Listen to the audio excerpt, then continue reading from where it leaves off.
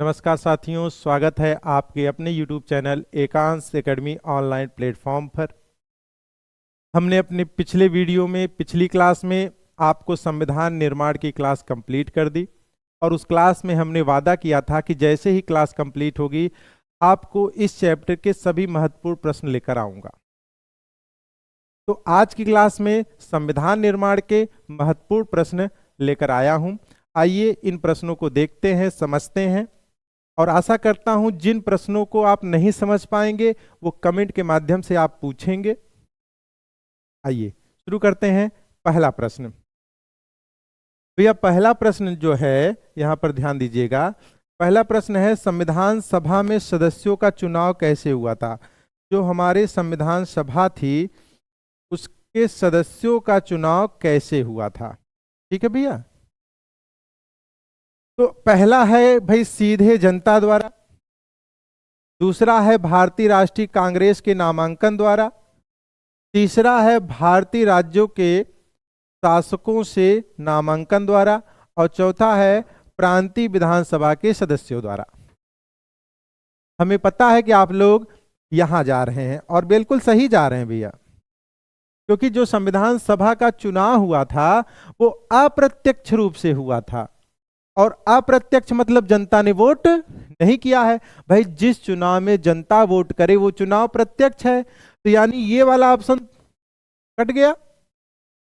भारतीय राष्ट्रीय कांग्रेस अकेले थोड़ी ना संविधान सभा का गठन कर पाएगी, और भी बहुत सारी पार्टियां थी, क्या उनका अस्तित्व नहीं था? इसलिए ये ऑप्शन भी कट गया। और जो रजवाड़े थे उनका भी बिल्कुल है। भाई किसी एक द्वारा हमारी संविधान सभा तो बनाई नहीं गई थी। तो फाइनली इसका कौन सा उत्तर सही है? प्रांतीय विधानसभा के सदस्यों द्वारा। आइए दूसरा प्रश्न देखते हैं भैया। अगला प्रश्न हमारा है, निर्वाचित संविधान सभा द्वारा, यानी जब हमारी संविधान सभा का गठन हो चुका है तब देखिए, निर्वाचित संविधान सभा द्वारा सर्वप्रथम यानी पहली बार भारत के संविधान का निर्माण करने का प्रस्ताव किया गया था। ऑप्शन देखिएगा, Simon commission, Cripps mission, Bharat सरकार अधिनियम 1935, ब्रिटिश कैबिनेट डेलीगेशन द्वारा।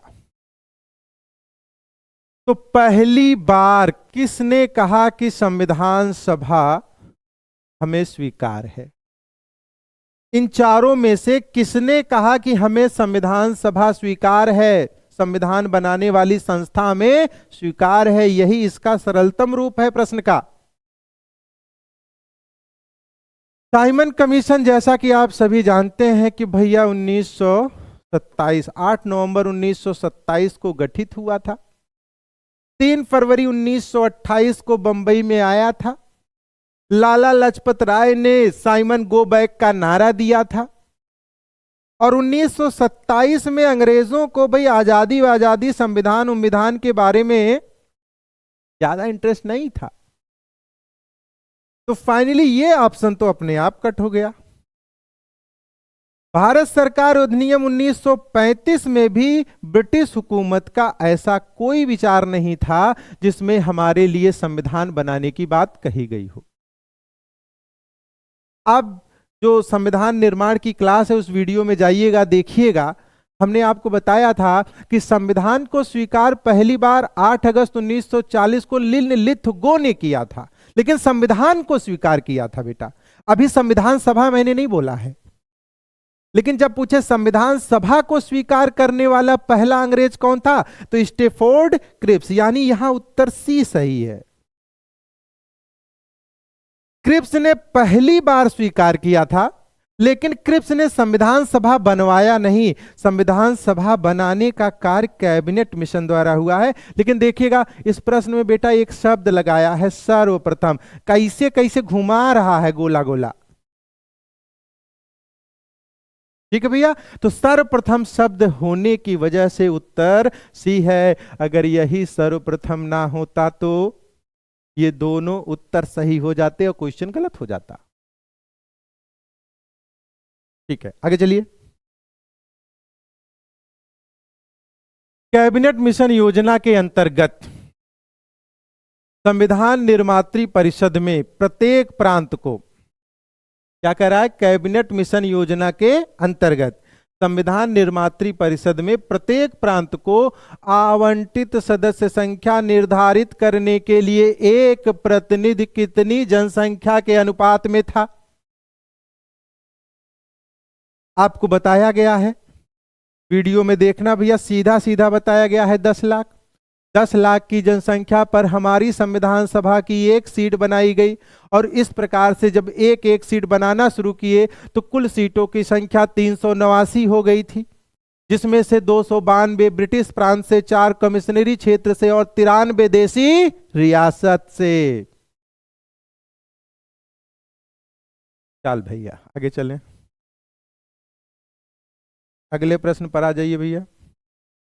अगला प्रश्न देखिए, भारत के संविधान का प्रारूप तैयार करने वाली संविधान सभा के सदस्यों को, प्रश्न क्या भैया, हमारे संविधान का जो प्रारूप तैयार करने वाली संविधान सभा है उनके सदस्यों को 4 ऑप्शन दिया गया है। ब्रिटिश संसद द्वारा नामित किया गया था। जरा सोचो, ब्रिटेन की संसद ने डिसाइड किया था क्या कि भारत का संविधान कौन बनाएगा? नहीं ना, तो काटो भाई इसको। गवर्नर जनरल द्वारा, क्या अकेले गवर्नर जनरल ने क्लियर कर दिया था हाँ भैया फलाने फलाने आओ संविधान बनाओ? विभिन्न प्रांतों की विधानसभा के सदस्यों द्वारा चुना गया। हाँ, ये वाला उत्तर सही होगा। अगला भी देख लेते हैं, भारतीय राष्ट्रीय कांग्रेस और मुस्लिम लीग द्वारा। नहीं भाई, केवल कांग्रेस और मुस्लिम लीग नहीं, और भी तो पार्टियां थीं। ये वाला भी गलत है, आपका उत्तर सी सही है। चल भाई नेक्स्ट, स्वतंत्र भारत की संविधान सभा के अध्यक्ष कौन थे? बड़ा प्यारा क्वेश्चन है, कई बार रिपीटेड क्वेश्चन है, हलवा है, एकदम नॉर्मल है क्वेश्चन। स्वतंत्र भारत की संविधान सभा के अध्यक्ष, ये स्वतंत्र भारत लगाकर कंफ्यूज कर रहा है भाई। संविधान सभा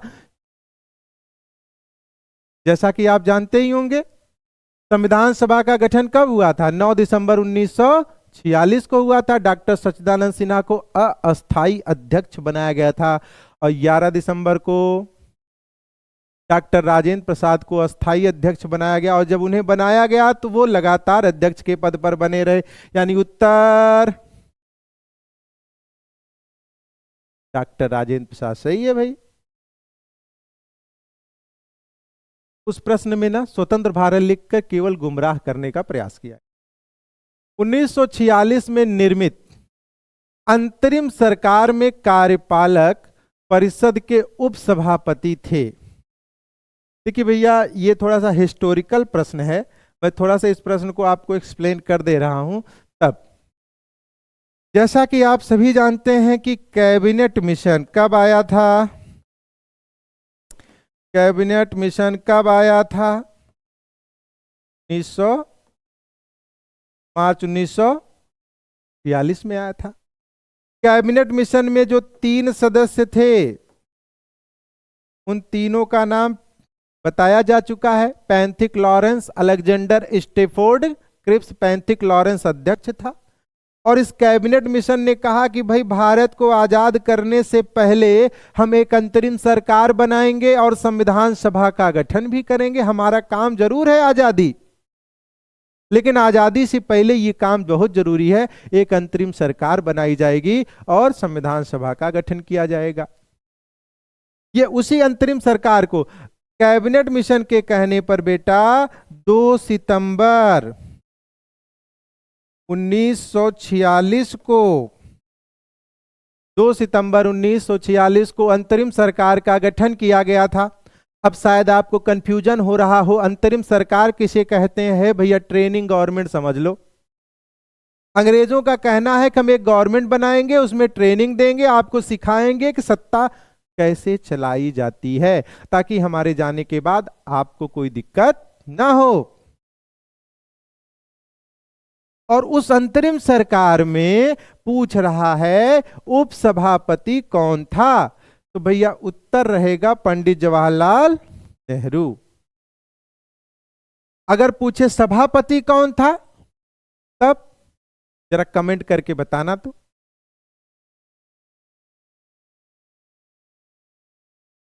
अगले प्रश्न पर आते हैं।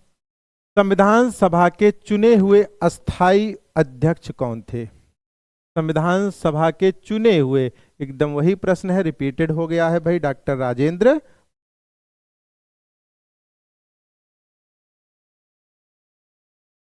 भारत की संविधान निर्मात्री सभा के अध्यक्ष कौन थे? भारत की संविधान निर्मात्री सभा के अध्यक्ष भैया वही डॉक्टर राजेंद्र प्रसाद।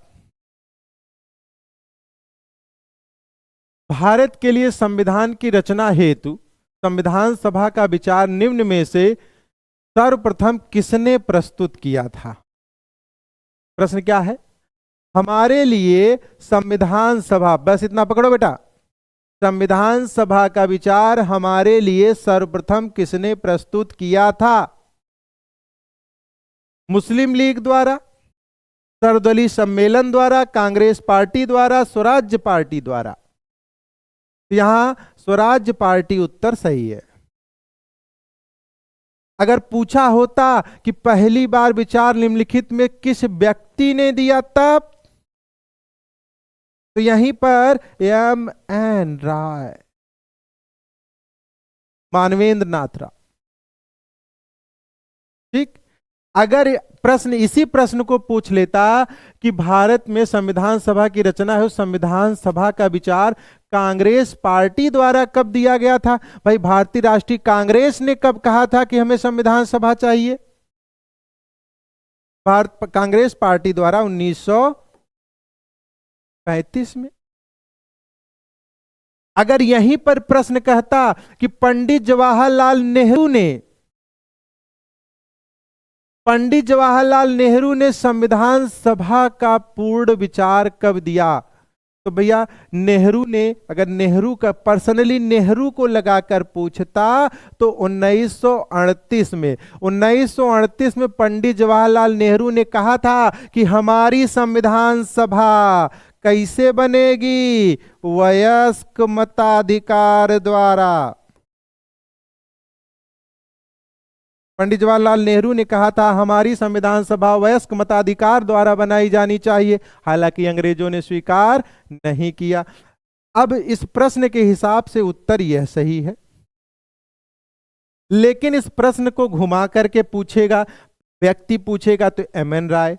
नेहरू ने कब दिया? 1938। नेहरू ने कैसे मांगा था? प्रत्यक्ष चुनाव मांगा था कि अप्रत्यक्ष? तो अप्रत्यक्ष मांगा था, सॉरी माफ करना, प्रत्यक्ष है, क्योंकि वयस्क मताधिकार है, प्रत्यक्ष चुनाव हो जाएगा।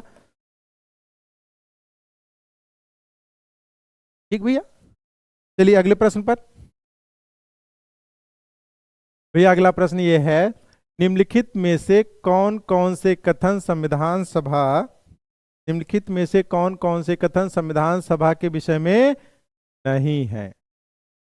नहीं है कह रहा है बेटा, यानी कि जो है वो काटना है और जो नहीं है उसे सही करना है। तो वयस्क मताधिकार पर आधारित नहीं थी, इसका मतलब है कि ये उत्तर सही हो जाएगा। वह प्रत्यक्ष निर्वाचन का परिणाम थी, यह उत्तर सही हो जाएगा। हालांकि आपको बता दूं कि हमारी संविधान सभा अप्रत्यक्ष निर्वाचन प्रणाली द्वारा चुनी गई थी, लेकिन इस नहीं की वजह से जा रहा है। वह बहुसदस्यीय निकाय थी तो, लेकिन इस नहीं की वजह से अब देखो इसको काटना पड़ेगा। ठीक है, उसने अनेक समितियों के माध्यम से कार्य किया, बिल्कुल कार्य किया, लेकिन यहां नहीं है पूछ रहा है, इसलिए ये उत्तर गलत। तो ऑप्शन कौन सा सही हो जाएगा? 1 और 2। आइए नेक्स्ट पेज पे चलते हैं। अगला प्रश्न है भैया, बेबल योजना के अनुसार कार्यकारी परिषद में हिंदू और मुस्लिम सदस्यों की संख्या समान होती है।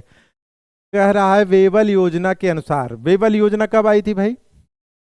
बेबल योजना आपकी 1945 में आई थी, 1945 में आई। कार्यकारी परिषद में हिंदू और मुस्लिम सदस्यों की संख्या समान होती है, बिल्कुल सही है। बेबल का विचार था कि ऐसी व्यवस्था से भारत का बंटवारा बच जाता। तो भैया ऐसा है, पहला कह रहा है कथन और कारण दोनों सही है और कथन कारण का सही स्पष्टीकरण है। ये भैया कथन और कारण दोनों सही है किंतु कथन कारण का सही स्पष्टीकरण नहीं है। एक्चुअली ये वाला बेटा सही है नहीं है, ये हो जाएगा। कथन सही है पर कारण गलत है, हाँ ये वाला आपका उत्तर सही हो जाएगा। ठीक है, थोड़ा सा हम लोग बात कर लेते हैं वेबल योजना पर। तो बेटा वेबल योजना, वेबल ये जो व्यक्ति का नाम दिख रहा है ना, ये आपका वायसराय था। जब महात्मा गांधी जी ने भारत छोड़ो आंदोलन चलाया था तो उस समय वायसराय लिन लिथगो था, और लिन लिथगो की विफलता को देखते हुए वहां गवर्नमेंट ने क्या किया, वेबल को वायसराय के रूप में भेजा कि जाओ भाई भारत छोड़ो आंदोलन को कंट्रोल करो। और वेबल जब भारत आता है तो इसने भारतीय नेताओं को संतुष्ट करने के लिए विचार दिया, जिसे इतिहास के पन्नों में वेबल योजना के नाम से जाना गया। यह इतिहास का विषय है। अब वेबल ने यह बात कही थी क्योंकि वेबल जानता था कि भारत में हिंदू और मुसलमान, एक्चुअली 1940 में, जैसा कि आप सभी जानते हैं, मार्च 1940 में मोहम्मद अली जिन्ना द्वारा पाकिस्तान की मांग की जा चुकी थी। और मोहम्मद अली जिन्ना स्पष्ट रूप से इसी बात पर अडिग रहते थे कि जब तक पाकिस्तान नहीं मिलेगा हम किसी भी सुझाव को या किसी भी चीज को स्वीकार नहीं करेंगे। तो ऐसे में मोहम्मद अली जिन्ना को मनाने के लिए उसने ये बात कही थी कि जो भी काम होगा हिंदू और मुस्लिम सदस्यों की संख्या समान होगी। ठीक, लेकिन वेबल का विचार था कि ऐसी व्यवस्था में भारत का बंटवारा बच जाता। ये थोड़ा सा वेबल के मन में इस तरह की भावना नहीं थी, लेकिन हिंदुओं और मुसलमानों की सदस्यों की संख्या बराबर बराबर करने की बात उसने कही थी। और वेबल योजना को उस समय कुछ समय के लिए नेताओं ने स्वीकार भी कर लिया। इस पर बातचीत करने के लिए शिमला में बैठक हुई। जैसा कि आप शायद जानते भी होंगे, अगर नहीं भी जानते हैं तो ये समझौता एक बार जब स्वीकार हो गया तो रद्द कैसे हुआ। एक्चुअली जब पदों का बंटवारा होने लगा, हिंदू जैसे मान लीजिए हिंदू मुसलमान बराबर बराबर, तो उसमें हुआ क्या बेटा कि कांग्रेस की तरफ से अध्यक्षता अबुल कलाम आजाद ने की थी और मोहम्मद अली जिन्ना जो है मुस्लिम लीग पार्टी के अध्यक्ष थे। और फाइनली जब मुस्लिम पदों का बंटवारा होने लगा तो मोहम्मद अली जिन्ना साहब ने कहा कि जितने भी मुसलमान परिषद में रखे जाएंगे सब हमारी पार्टी के होने चाहिए। अबुल कलाम आजाद ने कहा अच्छा भैया, आप ही के पार्टी के मुसलमान मुसलमान हैं, मतलब बाकी पार्टियों के मुसलमान मुसलमान नहीं है, ये नहीं है।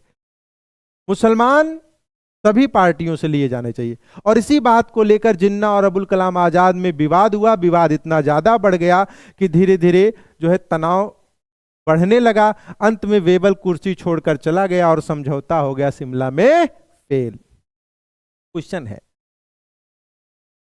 कौन सा महान नेता वेबल योजना में शामिल या शिमला समझौता में शामिल नहीं हुआ था? महात्मा गांधी जी। क्या महात्मा गांधी जी शिमला में थे? बिल्कुल थे, लेकिन समझौते में भाग नहीं लिए थे। बहुत चालाक आदमी थे। जब बताऊंगा तो ऐसा क्यों हुआ था उसकी चर्चा करूंगा। अभी के लिए बस इतना ही भैया। नेक्स्ट, भारतीय संविधान सभा की स्थापना की गई थी। भारतीय संविधान सभा, ये तो बड़ा सिंपल क्वेश्चन है। संविधान सभा की स्थापना कब की गई थी? 9 दिसंबर 1942 को संविधान सभा की स्थापना पूछ रहा है ना भैया। भारतीय संविधान को बनाने हेतु संविधान सभा में कुल कितने अधिवेशन हुए? अधिवेशन बताओ भाई। अधिवेशन 12। कितने? 12 अधिवेशन हुए थे। अगर आपसे पूछे कि संविधान सभा की प्रथम बैठक और संविधान बनने तक कितने अधिवेशन हुए थे, तब 11। लेकिन यहां पर भारतीय संविधान बनाने हेतु संविधान सभा के कुल अधिवेशन पूछ रहा है ना भैया, तब 12। कुल लगा दिया ना 12। संविधान सभा में वयस्क मताधिकार को 15 वर्ष के लिए स्थगित करने की बात किसने कही थी? वाह, क्या प्रश्न है, क्या कह रहा है? संविधान सभा में वयस्क मताधिकार, वह कौन सा व्यक्ति है, वह कौन सा व्यक्ति है जिसने कहा था कि भाई 15 साल तक वयस्क मताधिकार चुनाव नहीं होना चाहिए, उसके बाद होना चाहिए? ऑप्शन देखिएगा, डॉक्टर राजेंद्र प्रसाद, पंडित जवाहरलाल नेहरू, भीमराव अंबेडकर, मौलाना आजाद। मौलाना आजाद इसमें राइट उत्तर है। इस प्रश्न को भैया याद कर लीजिएगा, ठीक है? इस प्रश्न को आप याद कर लीजिएगा। 1935 अधिनियम द्वारा स्थापित संघ के अवशेष शक्ति किसको दी गई थी? अवशेष शक्तियां समझते हैं बेटा? वर्तमान में अगर आप देखेंगे हमारे संविधान में 3 सूचियां हैं, एक को कहते हैं संघ सूची, एक को कहते हैं राज्य सूची, एक को कहते हैं समवर्ती सूची। संघ सूची में 100 विषय हैं, राज्य सूची में 61 विषय हैं, समवर्ती सूची में 52 विषय हैं। अब जितना चीजें लिखी गई हैं, मान लीजिए कोई नई चीज आ जाती है, उसी को अवशेष शक्ति। अगर मैं आपसे कहूं कि जिस समय भारत का संविधान बन रहा था, क्या ये सूचियां बन रही थी, क्या उस समय कंप्यूटर क्राइम जैसी चीजें थी? साइबर क्राइम हो रहे थे? नहीं ना। अब साइबर क्राइम आ गया कि नहीं आ गया? तो अब यह एक नई चीज है, लेकिन ये भारतीय संविधान के संदर्भ में पूछा जाएगा तो भारतीय संविधान में बेटा अवशेष शक्तियां तो केंद्र के पास हैं, लेकिन भारत के संविधान का क्वेश्चन तो है नहीं। ये पूछ रहा है 1935 के लिए। 1935 में जो एक्ट आया था, उस एक्ट में अवशेष शक्तियां किसको दी गई थी? जरा देखना, संघीय विधान पालिका को ना, प्रांतीय विधान पालिका को, प्रांतीय विधान मंडल को, हाँ गवर्नर जनरल को जो है अवशेष शक्तियां दी गई थी, प्रांतीय गवर्नर को नहीं, गवर्नर जनरल को दी गई थी। ठीक है। अच्छा, 1935 के अधिनियम के बारे में आपको बता दूं भैया, 1935 का अधिनियम भारत का सबसे बड़ा अधिनियम है। इसी अधिनियम से 250 अनुच्छेद आज भारतीय संविधान में कार्यरत हैं, भारतीय संविधान में लिए गए हैं। भारत का सबसे बड़ा अधिनियम जब पूछे तो 1935 अधिनियम ही आपको बताना है। लगभग 315 आर्टिकल इस अधिनियम में थे। ठीक है, आइए नेक्स्ट क्वेश्चन पे चलते हैं। निम्नलिखित में से संविधान सभा की संघ संविधान समिति का अध्यक्ष कौन था? ये क्वेश्चन तो भैया सीधा सीधा डायरेक्ट है कि संघ संविधान समिति का अध्यक्ष पूछ रहा है, तो आप क्या बताएंगे? पंडित जवाहरलाल नेहरू। अगला प्रश्न है भैया, भारतीय संविधान को संविधान सभा द्वारा अंगीकृत किया गया। अंगीकृत मतलब एक्सेप्ट। भारत का संविधान कब स्वीकार किया गया? 26 नवंबर 1949 को। नेक्स्ट क्वेश्चन चलते हैं। भारत का संविधान पूर्ण रूप से तैयार हुआ था, वही क्वेश्चन है। भारत का संविधान पूर्ण रूप से तैयार हुआ था 26 नवंबर 1949 को, बस थोड़ा सा घुमाया गया है। भारतीय संविधान कब लागू हुआ? भारतीय संविधान कब लागू हुआ था भाई? 26 जनवरी 1950 को। इसीलिए हम 26 जनवरी को क्या मनाते हैं? गणतंत्र दिवस मनाते हैं। नेक्स्ट, संविधान सभा के सम्मुख संविधान की प्रस्तावना का प्रस्ताव किसने रखा था? संविधान सभा के सम्मुख संविधान की प्रस्तावना, चाहे आप प्रस्तावना कहिए, चाहे उद्देशिका कहिए, चाहे आमुख कहिए, चाहे इंडेक्स कहिए, चाहे प्रेम्बल कहिए, सबका मतलब एक ही होता है बेटा। ऑप्शन है जवाहरलाल नेहरू, अंबेडकर, गांधी और बी.एन. राव, तो उत्तर सही होगा पंडित जवाहरलाल नेहरू। अगर आपको याद हो तो संविधान सभा की जो तीसरी बैठक हुई थी 13 दिसंबर 1946 को, इसी दिन पंडित जवाहरलाल नेहरू ने उद्देश्य प्रस्ताव लाया था और बड़े सर्वसहमति के साथ 22 जनवरी 1947 को, क्या भैया 22 जनवरी 1947 को सर्वसहमति के साथ संविधान सभा ने इसे स्वीकार किया था। नेक्स्ट, किस वर्ष संसद ने भारतीय संविधान को अपनाया? अरे ये तो भाई ठीक है, 1950।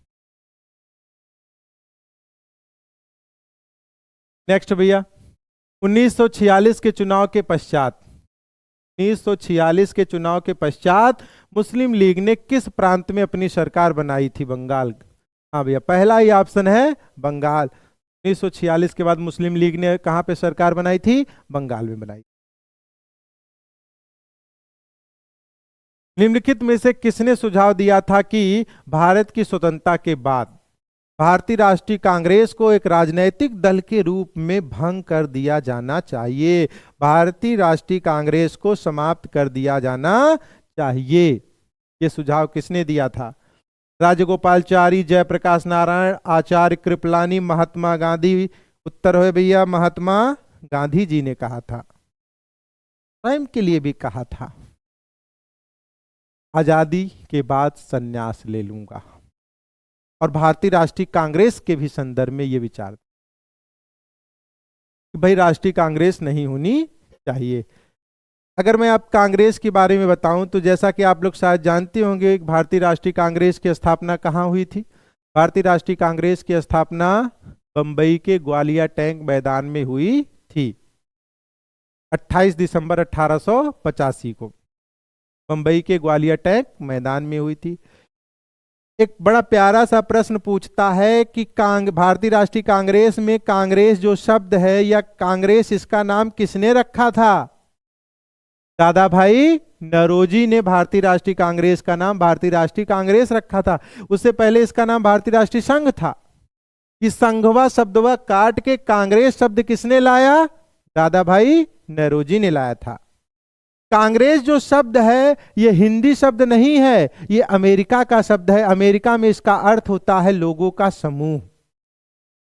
कांग्रेस का अर्थ बेटा लोगों का समूह। यह अमेरिका का शब्द है जिसे दादा भाई नौरोजी ने भारत में यूज किया। ठीक भैया, चलिए नेक्स्ट क्वेश्चन पे आते हैं। डॉक्टर भीमराव अंबेडकर की अध्यक्षता में संविधान सभा की प्रारूप समिति में कितने अन्य सदस्य थे? अन्य सदस्य पूछ रहा है। कहीं मन भटक तो नहीं रहा है कि हम 7 लगा दें?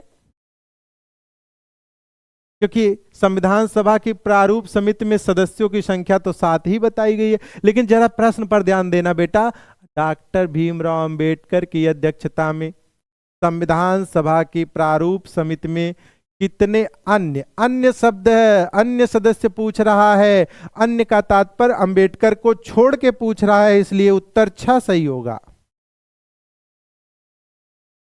और जब पूछता कुल कितने सदस्य थे तब 7 सही होता।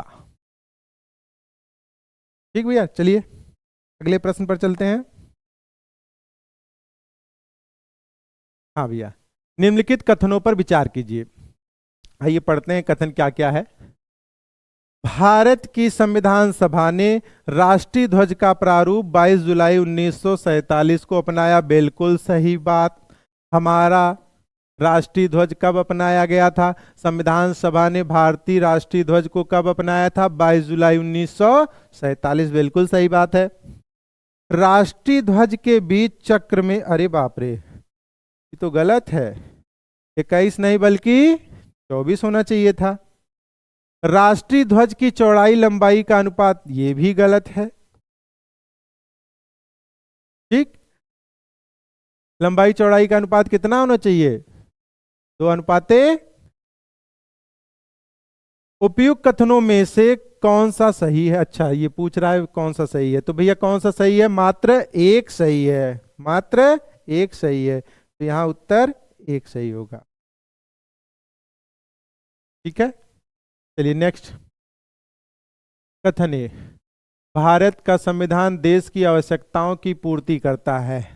क्या कह रहा है? भारत का संविधान देश की आवश्यकताओं की पूर्ति करता है। बिल्कुल भाई, करता तो ही है।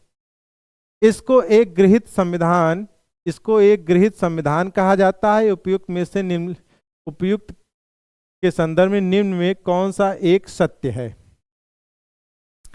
तो भैया गृहीत संविधान, बिल्कुल भारत का संविधान भारत के लिए है, इसलिए गृहीत ही होगा। और देश की आवश्यकताओं को बिल्कुल पूरा करता है। ए और आर दोनों सही है, लेकिन सही स्पष्टीकरण तो नहीं हो रहा है। यानी ये तो ए आर दोनों सही है, परंतु आर ए का, हाँ ये वाला उत्तर सही हो जाएगा। ठीक भैया, देश की आवश्यकताओं को पूरा कर रहा है। गृहीत संविधान है, ये एक दूसरे को टैली नहीं कर रहे हैं। ये मतलब दोनों बातें भले ही संविधान के लिए हैं, लेकिन एक दूसरे को एक्सप्लेनेशन नहीं कर रहे हैं। नेक्स्ट, भारतीय संविधान की प्रारूप समिति का अध्यक्ष कौन था? प्रारूप समिति भैया, प्रारूप समिति बाबा साहब भीमराव। चलिए नेक्स्ट, 1937 के चुनाव के पश्चात यूपी में गठित मंत्रिमंडल में किसको वित्त विभाग दिया था? कौन सा विभाग भैया? वित्त विभाग दिया गया था। रफी अहमद किदवई को दिया गया था भैया। 1937 का जो चुनाव, प्रांतीय चुनाव हुआ था 1937 में, 1 अप्रैल 1937 में, उसमें रफी अहमद किदवई को जो है वित्त विभाग दिया गया था और गोविंद बल्लभ पंत को उत्तर प्रदेश का मुख्यमंत्री बनाया गया था। हालांकि उस समय हमारे प्रदेश का नाम उत्तर प्रदेश नहीं, संयुक्त प्रांत हुआ करता था, और उस समय गोविंद बल्लभ पंत जी को क्या बनाया गया था? मुख्यमंत्री बनाया गया, सीएम बनाया गया था। क्या बनाया गया था? सीएम बनाया गया था। नेक्स्ट, संविधान सभा ने डॉक्टर भीमराव अंबेडकर की अध्यक्षता में प्रारूप समिति का गठन है। भैया तारीख पूछ रहा है बेटा, तारीख पूछ रहा है, कहां गया? 29 अगस्त, ये रहा 29 अगस्त 1947। नेक्स्ट, अगला प्रश्न है भैया, भारतीय संविधान के निर्माण के समय संवैधानिक सलाहकार, संवैधानिक है बेटा, संवैधानिक सलाहकार कौन थे? ये बड़ा प्यारा क्वेश्चन है, पुलिस परीक्षा में अक्सर ये प्रश्न आता रहता है, घूमता रहता है, विभिन्न पुलिस परीक्षाओं में, फोर्स की परीक्षाओं में ये क्वेश्चन टहलता रहता है। ठीक है, तो अंबेडकर नहीं, BN राव। इनका पूरा नाम भैया था बेनगल नाथ राव। पूरा नाम क्या था? बेनगल नाथ राव। ठीक है, नेक्स्ट,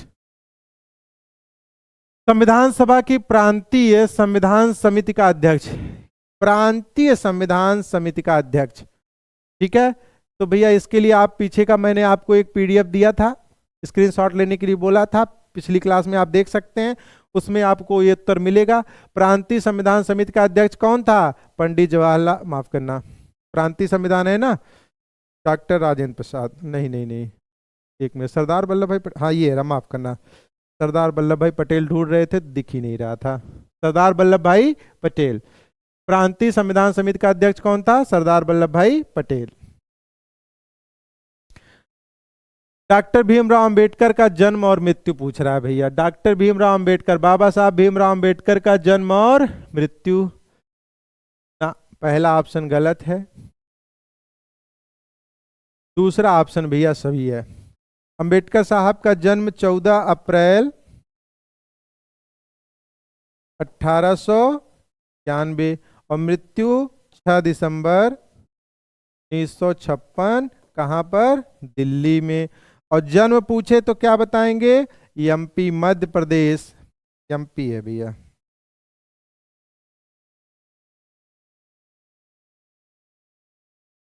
कहां पर हुआ था? मध्य प्रदेश में। मध्य प्रदेश में एक जगह है महू, महू नामक स्थान पर इनका जन्म हुआ था। ठीक है, ये मूल निवासी महाराष्ट्र में जो रत्नागिरी है वहां के ये मूल निवासी थे। ठीक है, लेकिन इनका परिवार मध्य प्रदेश के महू में रहा करता था और वहीं पर इनका जन्म हुआ था और दिल्ली में इनकी मृत्यु हुई थी डायबिटीज बीमारी के कारण। किस वर्ष में जनगण मन को भारत के राष्ट्रगान के रूप में अपनाया गया? भारत के राष्ट्रगान के रूप में भैया 1950। जनगण मन को कब अपनाया गया? 1950 को। ठीक है, अच्छा, जनगण मन को पहली बार कब गाया गया था? जनगण मन को पहली बार कब गाया गया था? तो याद रखना बेटा, जनगण मन के लिए 27 दिसंबर 1911 कलकत्ता, 27 दिसंबर 1911 कलकत्ता में हमारे रविन्द्रनाथ टैगोर द्वारा पहली बार गाया गया था। गुरुदेव रविन्द्रनाथ टैगोर द्वारा पहली बार गाया गया था। किस खुशी में? कांग्रेस की बैठक में। लेकिन एक्चुअली जो गाए थे ना, ब्रिटिश सम्राट जॉर्ज पंचम जी आए थे। कुछ लोग कहते हैं कि जॉर्ज पंचम के स्वागत में यह गीत गाया गया था। यह बात सत्य है कि जॉर्ज पंचम के ही आने पर गाया गया था, लेकिन उनके स्वागत में नहीं, बल्कि रविन्द्रनाथ टैगोर ने भारत की विशेषता बताने के लिए गाया था। और इतना बढ़िया गाया कि जॉर्ज पंचमुआ पगला गया। कहा भैया बहुत बढ़िया, एक काम करो तुम हमारे साथ चलो लंदन। चलो भाई लंदन। और नोबेल पुरस्कार के लिए इनको नामित करवाया गया। 1913 में गुरुदेव रविन्द्रनाथ टैगोर भारत ही नहीं बेटा, पूरे एशिया के पहले नोबेल पुरस्कार विजेता बने, जनगण मन के लिए ही। ठीक, एक क्वेश्चन और आपको जनगण मन से देना चाहता हूं। अगर आपसे पूछे कि जनगण मन को अंग्रेजी में किसने ट्रांसलेट किया है, ये बंगाली भाषा में है, इसको अंग्रेजी में किसने लिखा? कोई और नहीं, आपके रविन्द्रनाथ टैगोर ने ही लिखा है। बट बेटा अंग्रेजी में इसका नाम है the morning song of India. क्या कहते हैं? The morning song of India कहते हैं। ठीक है, चलिए हम लोग नेक्स्ट क्वेश्चन पे चलते हैं। संविधान पांडुलेखन से, अरे बेटा चाहे पांडुलेखन समिति लिख दो, चाहे मसौदा समिति लिख दो, चाहे प्रारूप समिति लिख दो, चाहे ड्राफ्टिंग कमेटी लिख दो, सब एक है। कौन सदस्य नहीं है? 7 लोग थे ना। हमने आपसे उसमें कहा भी था कि इस तरह के प्रश्न आते हैं, कौन सदस्य नहीं है। अब देखिए, मोहम्मद सादुल्ला थे कि नहीं थे? बिल्कुल थे। के.एम. मुंशी थे कि नहीं थे? बिल्कुल थे। ए.के. अय्यर थे कि नहीं थे? बिल्कुल थे। पंडित जवाहरलाल नेहरू नहीं थे, इसलिए जवाहरलाल नेहरू उत्तर सही हो जाएगा। ये संविधान पांडुलेखन समिति के सदस्य नहीं थे। भारतीय संविधान को अपनाया गया था, भारतीय संविधान को अपनाया गया था। चलिए, संविधान सभा द्वारा, ब्रिटिश संसद द्वारा, भारतीय संसद द्वारा और गवर्नर जनरल द्वारा। तो इसका उत्तर होगा संविधान सभा द्वारा। ब्रिटेन की संसद कौन होती है हमारे संविधान को एक्सेप्ट करे भाई? भारत की संसद उस समय थी ही नहीं, इसलिए यह भी गलत। और गवर्नर जनरल कौन होते हैं? जब हम बना रहे तो हम अपनाएंगे। कौन सा उत्तर सही होगा? संविधान सभा द्वारा। ये उत्तर सही है भैया, संविधान सभा द्वारा। ठीक है, नेक्स्ट। अच्छा हाँ, ये है भारत के संविधान के निर्माण में संविधान सभा को कितना समय लगा? अरे बाप रे बाप। ठीक है, चलिए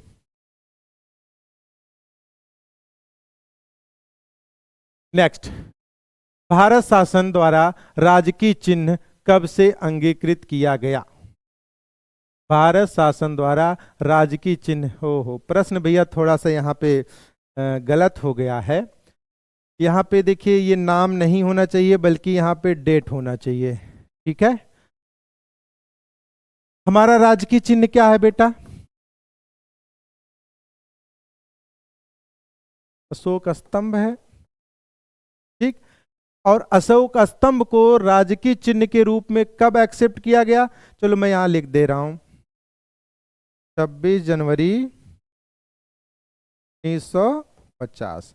26 जनवरी 1950। ठीक है, ये तारीख याद रखना। 26 जनवरी 1950 को राजकीय चिन्ह के रूप में अशोक स्तंभ को स्वीकार किया गया था। अशोक स्तंभ कहाँ? मतलब सारनाथ। अशोक स्तंभ कहाँ है? सारनाथ में है। अगर पूछेगा अशोक स्तंभ में कुल शेर, कुल कितने शेर हैं, तब क्या उत्तर देंगे? पहली बात तो याद रखना, 4 शेर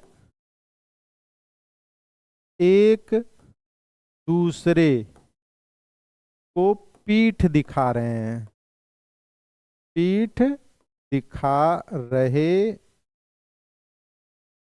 ठीक है, एक ऐसे है, एक ऐसे है, एक ऐसे है, एक मेरे पीछे भी रहेगा। मान लीजिए, कल्पना कर लीजिए थोड़ी देर के लिए। लेकिन ये उत्तर 4 जो मैंने लिखा है अभी सही नहीं है। जो ये अशोक स्तंभ के नीचे देखेंगे ना, गोला सा बना हुआ है ऐसे। मान लीजिए अशोक स्तंभ ऐसे ऊपर है, कल्पना कर लीजिएगा, थोड़ा सा 3D नहीं बना पा रहा हूं। तो बेटा यहां पर भी ना 4 जानवर हैं, यहां पर भी 4 जानवर हैं। और प्रत्येक दो जानवर के बीच में जो है चक्र बना है 24 तीलियों वाला। 24 तीलियों वाला क्या बना है? चक्र बना हुआ है। हर दो जानवर, यानी 4 जानवर हैं, हर 2 जानवर के बीच में चित्र। और जानवर को ऐसे दर्शाया गया है कि एक दूसरे का वो क्या कर रहे हैं? पीछा कर रहे हैं। तो इसमें वो बाकी जानवरों की बात मैं करूं तो भैया उसमें भी एक शेर है, हाथी है, घोड़ा है और बैल है। और क्या है? बैल भी है। हाथी है, शेर है, घोड़ा है, बैल है, और ऊपर जो 4 शेर हैं वो भी हैं। तो अशोक स्तंभ में कुल शेर कितने हैं? मान लीजिए अगर वैसे पूछता है तो 4 ऑप्शन अक्सर मैंने देखा है परीक्षाओं में रहता है, लेकिन वहां अगर 5 देता है तो एक बार रुक जाना, देख के समझ के लगाना, क्योंकि ये वाला 4 और ये वाला 1 काउंट कर लेगा तो 5 हो जाएगा। बाकी अगर पूछे कुल कितने प्रकार के जानवर हैं, तब कितने प्रकार के जानवर हैं, तो 1 टाइप्स का जानवर, 2 टाइप्स का जानवर, 3 टाइप्स का जानवर, ये भले 5 है लेकिन टाइप्स 1 है, तो 4 टाइप्स के जानवर। ठीक। ये जो अशोक साहब ने अशोक स्तंभ बनवाया था, इसका जो पत्थर है वो कहां से लाया गया था? हल्का सा है ना, इसे बाहुबली मूवी की तरह उठा के लाए होंगे। एक बार जाके देखना। चुनार से, मिर्जापुर का जो चुनार है बेटा ना, वहां से वो पत्थर लाया गया था, वहां से डिजाइन करके लाया गया था। सोचिए उस जमाने की टेक्नोलॉजी वहां से उठा के यहां लाया गया है। सम्राट अशोक के शासनकाल में, सम्राट अशोक द्वारा ये निर्मित है। और बेटा एक चीज और बता दूं, यहीं पर नीचवा लिखा गया है सत्यमेव जयते। आज हमारे प्रशासनिक विभाग का ये आदर्श वाक्य है, सत्यमेव जयते। सत्यमेव जयते कहां से लिया गया है? तो आप शायद जानते होंगे, अथर्ववेद का एक उपनिषद है मुंडकोप उपनिषद, वहां से सत्यमेव जयते लिया गया है। अगर क्वेश्चन पूछ ले कि सारनाथ में जो सत्यमेव जयते लिखा गया है वो कहां से लिया गया है, तो मुंडकोप उपनिषद से। मुंडकोप उपनिषद किस वेद का उपनिषद है? तो भैया अथर्ववेद का उपनिषद है। चलिए नेक्स्ट चलते हैं। इस प्रश्न को थोड़ा क्षमा करिएगा, टाइप करने में हमें लगता है गलती हुई है। ठीक, नेक्स्ट। भारत को एक संविधान देने का प्रस्ताव, भारत को संविधान देने का प्रस्ताव संविधान सभा द्वारा पारित किया गया था। बड़ा प्यारा प्रश्न है। भारत को एक संविधान देने का प्रस्ताव संविधान सभा द्वारा पारित किया गया था। जरा सोचिए, दिमाग लगाइए, दौड़ाइए। 22 जनवरी 1946, 20 फरवरी 1947, 22 जनवरी 1947 और 26 जुलाई 1946। देखिए आते हैं, प्रश्न है भारत को संविधान देने का प्रस्ताव संविधान सभा द्वारा पारित, पारित शब्द पर जाइएगा, पारित। तो बेटा आपको शायद याद होगा कि 13 दिसंबर 1946 को पंडित जवाहरलाल नेहरू ने उद्देश्य प्रस्ताव लाया था और उसमें कहा था कि ये चीजें होनी चाहिए। तो संविधान सभा के लोगों ने कहा कि भैया नेहरू जी, पहले हम सोचेंगे समझेंगे तब बताएंगे कि आप जो कह रहे हैं वो सही है कि नहीं। और सोचने समझने में लग गया टाइम, और वो टाइम कुछ और नहीं है, यही है 22 जनवरी 1947। तो इस प्रश्न का उत्तर है 22 जनवरी 1947 को संविधान सभा द्वारा पारित किया गया था कि हम भारत को एक संविधान बना कर देंगे। उससे पहले विचार ही चल रहे थे। ठीक है, नेक्स्ट।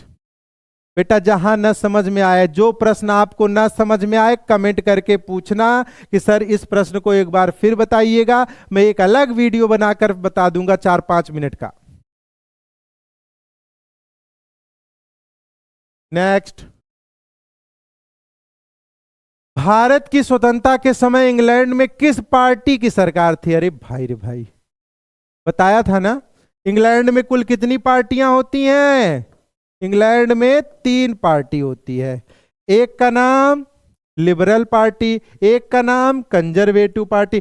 कांग्रेस जैसी कोई पार्टी इंग्लैंड में नहीं होती है। Labour party, liberal party, conservative party, यही तीन पार्टियां इंग्लैंड में बेटा होबे करती हैं। अब मुद्दा यह है कि जब हम आजाद हो रहे थे तो किस पार्टी की सरकार थी? तो लेबर पार्टी की सरकार थी। और उस समय पीएम कौन था? क्लीमेंट एटली साहब थे। कौन था बेटा? क्लीमेंट एटली साहब थे। बड़े उदारवादी दृष्टिकोण के व्यक्ति थे। यही कारण है भारत आजाद हो पाया था, इनकी उदारता की वजह से। चलिए नेक्स्ट। भारतीय संविधान सभा की पहली बैठक कब हुई थी? मुझे नहीं लगता है कि इस पर बात करनी चाहिए। 9 दिसंबर 1900।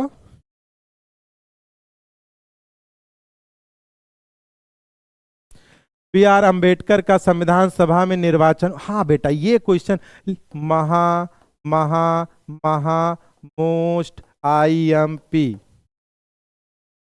बहुत इंपॉर्टेंट है। बी आर अंबेडकर का संविधान सभा में निर्वाचन हुआ था। तो संविधान सभा में निर्वाचन बेटा पश्चिम बंगाल से हुआ था। कहां से हुआ था? पश्चिम बंगाल से। एक सेकंड बेटा, यहां पश्चिम नहीं होना चाहिए था, पूर्वी बंगाल होना चाहिए। ठीक, नहीं दिक्कत हो जाएगा।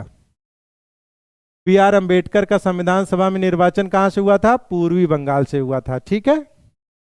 बाद में हुआ क्या कि ये सीट चली गई पाकिस्तान। जब ये सीट पाकिस्तान चली गई तो फिर फाइनली उपचुनाव के द्वारा मुंबई प्रेसिडेंसी की जो पूना सीट थी, मुंबई प्रेसिडेंसी की जो पूना सीट थी, वहां पर एक व्यक्ति थे M R Jayakar, M R Jayakar साहब।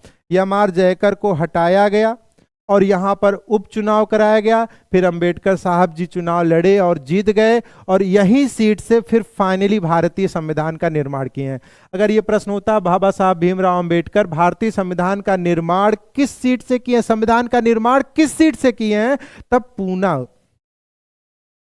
ठीक है, लेकिन वो यह पूछ रहा संविधान सभा में निर्वाचन हुआ था, मतलब चुने गए थे, तो पूर्वी बंगाल से।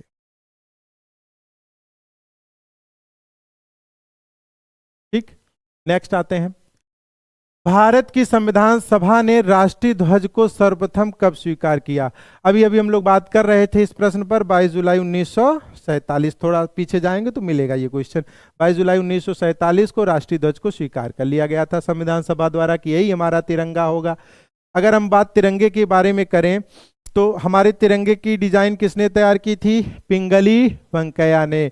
पिंगली वेंकैया ने पहली बार तिरंगा कब बनाया था बेटा? 1921 में, जब महात्मा गांधी जी विजयवाड़ा की यात्रा कर रहे थे। मैंने क्या बोला?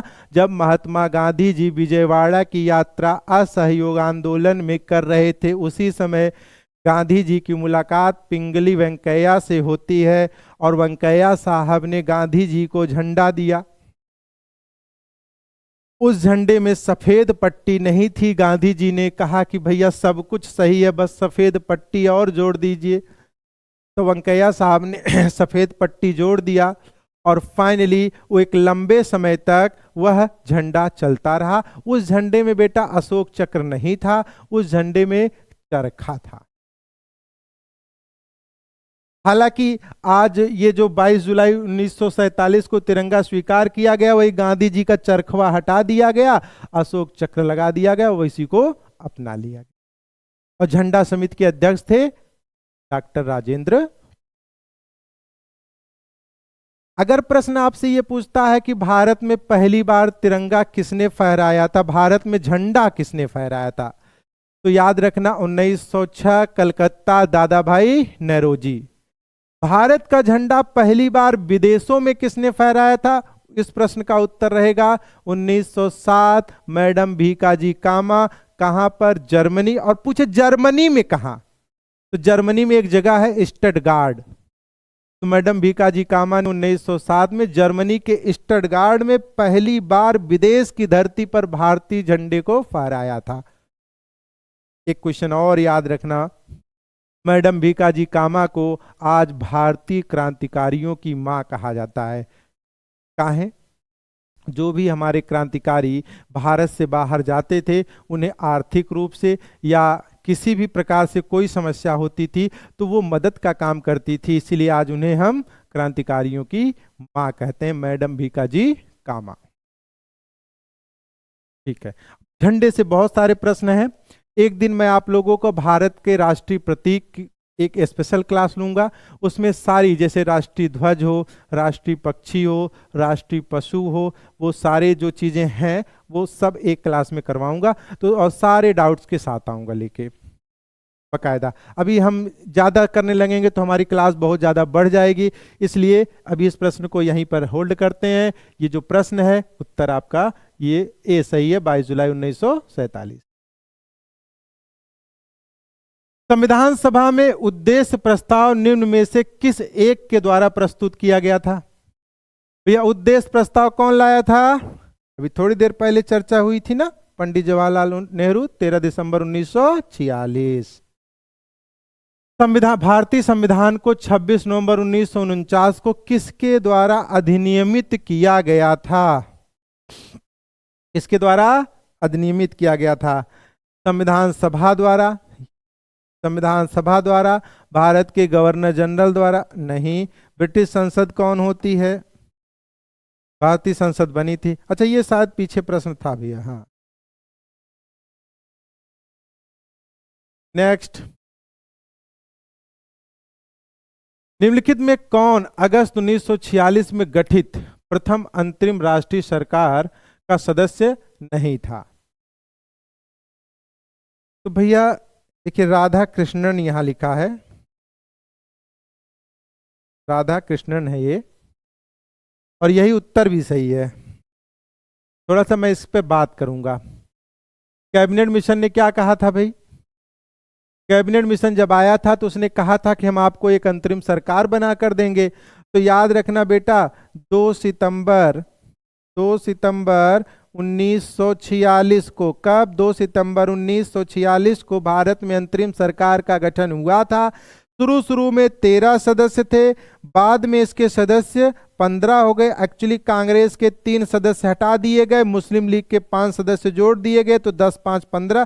फाइनली अंतरिम सरकार में कितने सदस्य थे? 15, जिसमें माउंटबेटन को अध्यक्ष या सभापति और पंडित जवाहरलाल नेहरू को उपाध्यक्ष बनाया गया था। ऐसे ही लोग 15 लोगों का नाम आपको जब पढ़ाया जाएगा तो बताया जाएगा, जिसमें राधा कृष्णन साहब नहीं थे। तो इस प्रश्न में राधा कृष्णन साहब नहीं है। राजगोपालचारी जी थे, राजेंद्र प्रसाद थे, जगजीवन राम थे। संविधान सभा के संवैधानिक सलाहकार थे संविधान, अच्छा ये प्रश्न इससे पहले आया था, BN राव। नेक्स्ट भैया देखते हैं, भारत में स्वतंत्रता के पश्चात प्रथम मंत्रिमंडल का कानून मंत्री? भैया कानून मंत्री बाबा साहब भीमराव अंबेडकर के सिवा और कौन बन सकता है?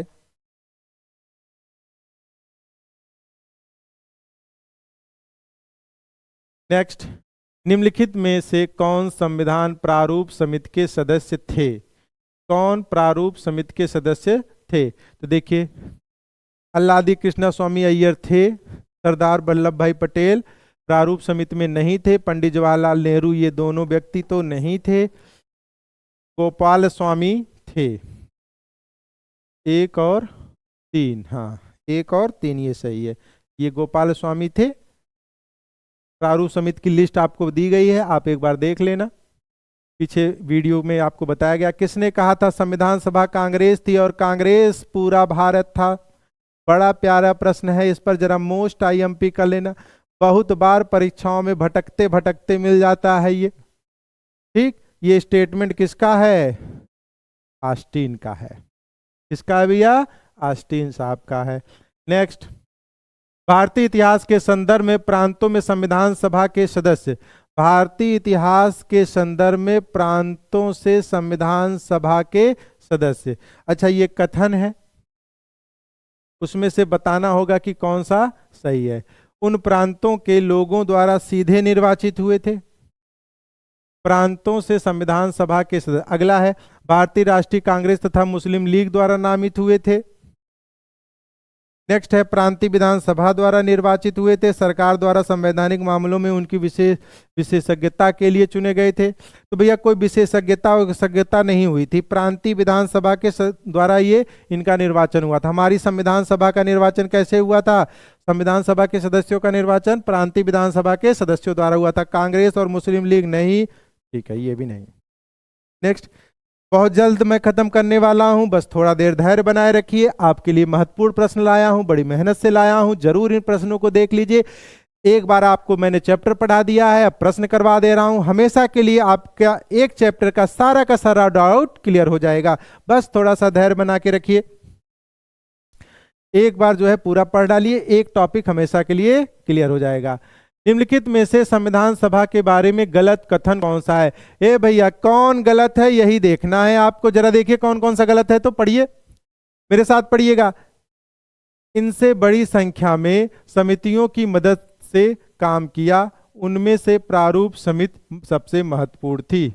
इस क्या भैया? इसने बड़ी संख्या में समितियों की मदद से काम किया, इसने का मतलब संविधान सभा ने।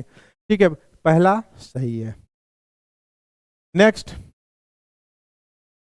जो पहला सही है तो फिर ठीक है पढ़ लेते हैं। अल्पसंख्यक समुदाय जैसे ईसाई, एंग्लो इंडियन और पारसी को सभी में पर्याप्त प्रतिनिधित्व दिया गया। अच्छा, कौन सा है? हमें लगता है हाँ बेटा, इसका निर्वाचन सार्वभौमिक वयस्क मताधिकार के आधार पर किया गया। ये तो भैया हाँ, इसकी चुनाव प्रक्रिया 1935 के अधिनियम के ऐसा बेटा यहाँ पे थोड़ा सा टाइपिंग में कौन सा नहीं है, ये है। अच्छा हाँ ठीक है, कौन सा गलत है केवल इस पर ध्यान देना है। ये गलत है भैया, ध्यान देना। इसी की वजह से यहाँ पे कौन सा सही हो जाएगा? ये आपका सी। ठीक है, ये गलत है। बाकी पहला दूसरा और चौथा ये तीनों सही है। चुनाव प्रक्रिया हाँ सही है, एक बार देख लीजिएगा, अगर कोई दिक्कत हो तो फिर से पूछ लीजिएगा भैया। हम आते हैं नेक्स्ट क्वेश्चन पर। विधान निर्मात्री परिषद की झंडा समिति के अध्यक्ष, झंडा समिति के भैया डॉक्टर राजेंद्र प्रसाद। भारत को एक संविधान देने का प्रस्ताव संविधान सभा द्वारा पारित किया गया था। भारत को एक संविधान देने का प्रस्ताव संविधान सभा द्वारा पारित किया गया था। अच्छा, कौन सा उत्तर सही होगा? 22 जनवरी 1947 रिपीट हो गया है। अच्छा नेक्स्ट आते हैं भैया।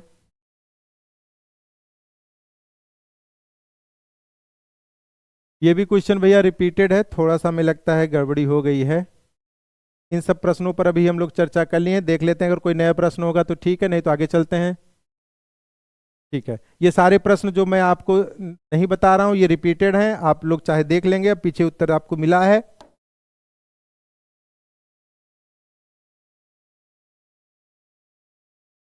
हाँ ये राधा कृष्ण, हाँ ठीक है। संवैधानिक सलाहकार वाला भी मिला है भैया, BN राव, ये भी रिपीटेड है आपका। अच्छा भी है इसमें। भारत में स्वतंत्रता के पश्चात प्रथम मंत्रिमंडल के कानून मंत्री अंबेडकर साहब थे, ये भी आपको रिपीटेड है। निम्नलिखित में कौन सा संविधान प्रारूप समिति के सदस्य थे? ये भी आपका रिपीटेड है, 1-3 सही है। पीछे किसने कहा था? हाँ ये भी रिपीटेड है। भारतीय इतिहास के प्रांतों में अभी अभी ये हुआ है, रिपीटेड है भैया।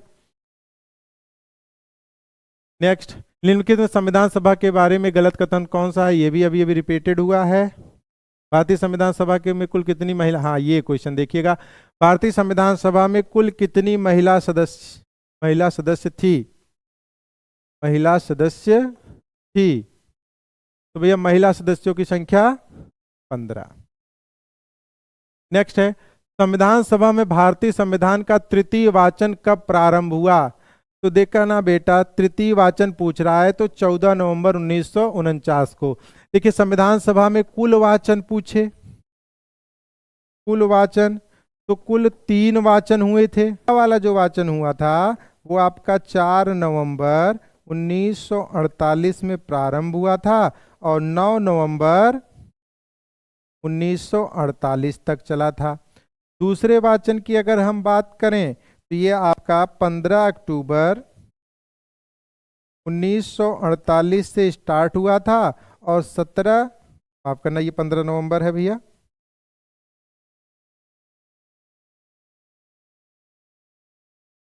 15 नवंबर 1948 से 17 अक्टूबर 1949 तक चला था। और भैया जो तीसरा वाचन है वो 14 नवंबर 1949 से प्रारंभ हुआ था और 26 नवंबर 1949 को कंप्लीट हुआ था, और इसी दिन हमारा संविधान बनकर तैयार हो गया। तो यहाँ पर देखिएगा पहला ऑप्शन सही हो जाएगा आपका। ठीक है, आइए हम लोग नेक्स्ट क्वेश्चन पर चलते हैं। हाँ भैया, ये क्वेश्चन बड़ा ध्यान से करना है। सूची को सूची X है, सूची Y है, सम्मिलित करना है और सूचियों के नीचे दिए गए कूटों का प्रयोग करते हुए सही उत्तर का हमें चयन करना है। सही उत्तर का हमें चयन करना है। ठीक भैया, तो चलिए देखते हैं। संविधान सभा के पहले उपाध्यक्ष, संविधान सभा के उपाध्यक्ष पूछ रहा है बेटा, अध्यक्ष नहीं पूछ रहा। एच.सी. मुखर्जी कहीं हैं? बिल्कुल हैं, ये देखिए एच.सी. मुखर्जी। अगला प्रश्न है, प्रारूप समिति के मूलतः एकमात्र कांग्रेसी सदस्य। प्रारूप समिति में बेटा कुल सदस्यों की संख्या 7 थी। उस 7 में से के.एम. मुंशी एकमात्र सदस्य थे जो कांग्रेस से थे। बाकी 6 लोग कांग्रेस पार्टी से संबंध नहीं रखते थे। बाकी 6 लोग कांग्रेस पार्टी से संबंध नहीं रखते थे। अब अगला है भैया, राजस्थान की रियासतों का प्रतिनिधित्व करने वाले संविधान सभा के सदस्य। राजस्थान, ये भैया ये आपका पहला है वी.टी. कृष्णमाचारी। और संघ संविधान समिति के अध्यक्ष, संघ संविधान समिति के अध्यक्ष आपके नेहरू जी। यानी कि हम देख रहे हैं तो कौन सा ऑप्शन सही हो रहा है? 4, फिर उसके बाद है 3, फिर उसके बाद भैया 1 और फाइनली 2। 4 3 1 2, 4 3 1 2, बी वाला सही है भैया। भारत का संविधान अंगीकृत एवं अधिनियमित हुआ था, यानी एक्सेप्ट कब हुआ था? जनवरी 26 नहीं, फरवरी नहीं, ये वाला भैया अभी हमें बात किया ना 26 नवंबर 1949 को।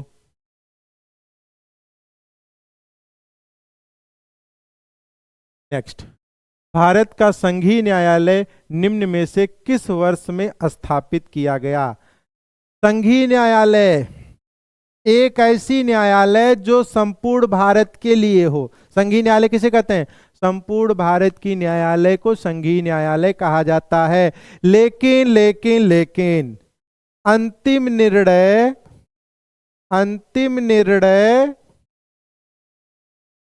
देने की क्षमता ना हो। जिस न्यायालय को संपूर्ण भारत के लिए जरूर बनाया गया हो लेकिन वह अंतिम निर्णय ना दे सके, ऐसी न्यायालय को फेडरल कोर्ट या संघीय न्यायालय कहा जाता है। और पहली बार भारत शासन अधिनियम 1935 में ऐसी न्यायालय बनाने का विचार दिया गया था।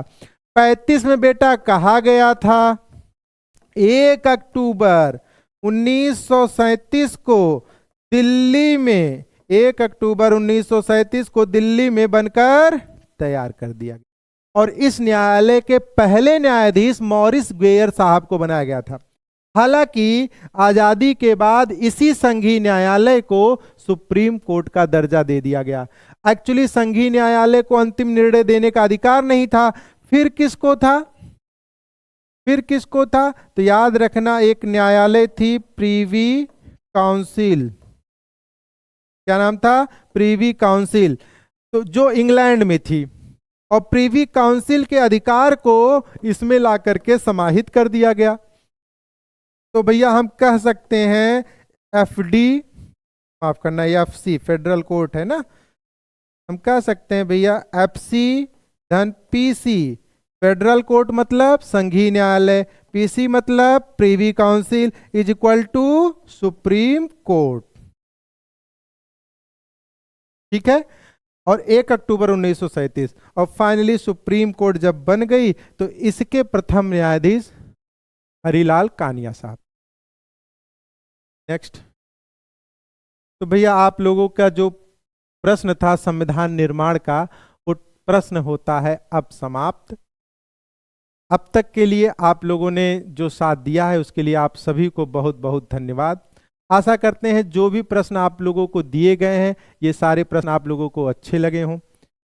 अगर प्रश्न अच्छे नहीं लगे हैं तो कमेंट करके बताइएगा, ताकि हम, अगर कमेंट के साथ साथ बेटा सुधार भी बताना होगा, केवल नहीं लिखने से काम नहीं चलेगा।